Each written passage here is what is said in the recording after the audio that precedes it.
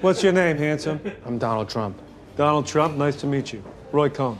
The Roy Cohn from all the papers and everything? That's right. Greed, power, and the worst friend ever, believe me. I am the Wiz! All right, everybody, welcome back. Thank you for tuning in. If you like my review, please leave a like after this video. Subscribe if you want to see more. I do 3 reviews a week, so if you like what I have to say, or if you don't and you want to hear more about my bad takes, go ahead and subscribe. Thank you very much. All right, everyone, so today we are reviewing The Apprentice, starring Sebastian, Jeremy Strong, Martin Freeman, and Maria Bakalova, directed by Ari Abbasi. I just have a question, really. Was this really the best time to actually bring this out? I kind of understand as to why they made the movie. And I guess to a certain extent I can understand why they thought it was a good idea to release this movie around election time from last year. But honestly, if I were the filmmakers, and this is hindsight's 2020, but if I were the filmmakers, I probably would have delayed this until the following year. Because honestly, this had no shot of actually making a lot of money, because basically just the reaction that Trump gets, I didn't see any way this was going to be that successful. And I was stunned it got 2 Academy Awards, to be completely honest. I was really surprised by that. Because the talk of this movie was, no one wanted to touch this. No one really wanted to distribute it either. The thing is, I think this is a very good movie, but I think in like 5 or 10 years down the line, I think people are going to watch this film and actually see how good it is. I don't think people will give this a chance now, but as time goes on, they're going to see how good of a movie this is. So let's get into the review.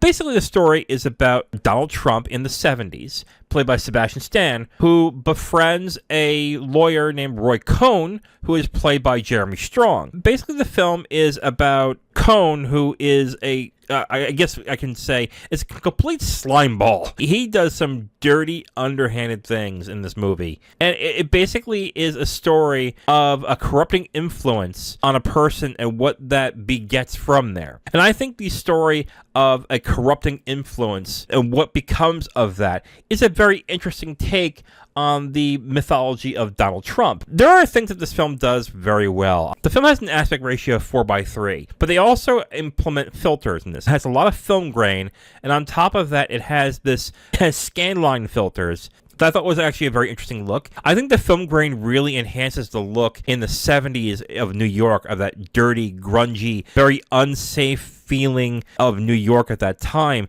and I think you really get that feeling very distinctly in this film. But when it hits into the 80s, where the scan lines of the TV and everything, I think it also really fits well. It really evokes this interesting mood and this feel of New York at the time, of either in the 70s, in the grungy era, or in the 80s, where it's more in the fake plastic kind of era as well. I think the strongest things about this film is the performances, and I gotta highlight Jeremy Strong in this movie as Roy Cohn. I think he was the best performance of this film. Whenever he is on screen, I think is when the film really works well. And I also want to say that Maria Bakalova is actually really good as Ivana Trump.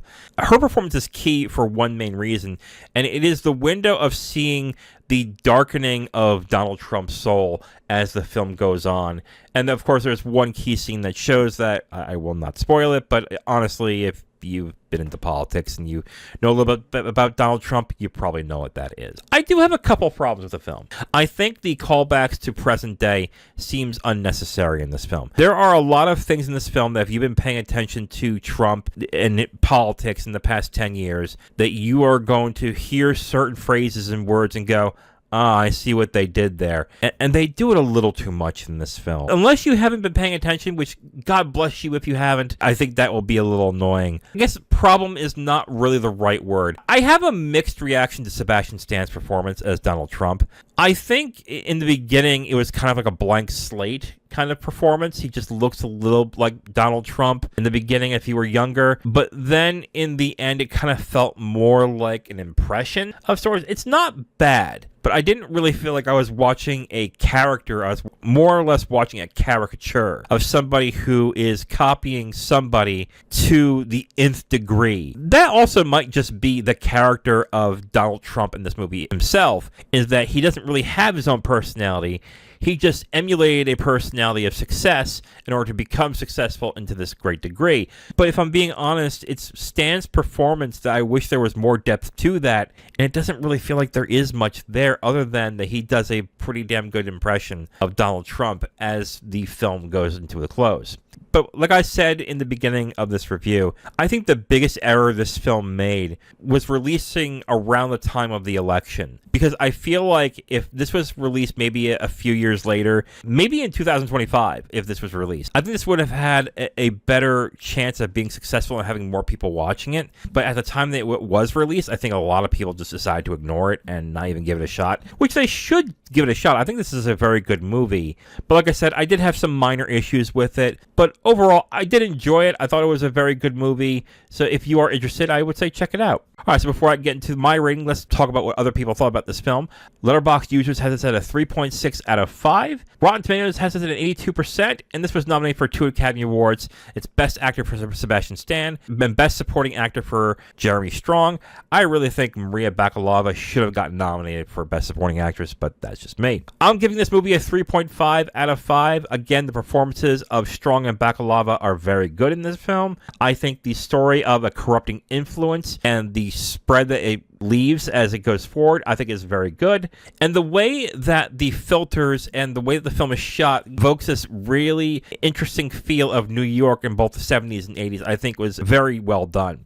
I just had a couple of issues. I think the callbacks to present day were a little unnecessary. And I like Sebastian Stan in this film, but I felt like it was more caricaturish than anything else. But overall, 3.5 out of 5 for me for The Apprentice. It is available for rent right now wherever you want to rent your videos. All right, everybody, thank you for watching. See you guys next time. Good to see that you have lost the last traces of decency you once had. Well, I learned from the best, Roy. What can I say? I love you too. Thank you for watching this video. If you liked it, please like it. If you didn't, please subscribe. And if you have questions or comments, go ahead and leave a comment whether you liked it or not. It just helps, you know. If you want my written reviews, you can go onto my Letterboxd at IamThatWiz, or you can go to my website at IamTheWiz.com. Thank you very much again for watching. See you next time.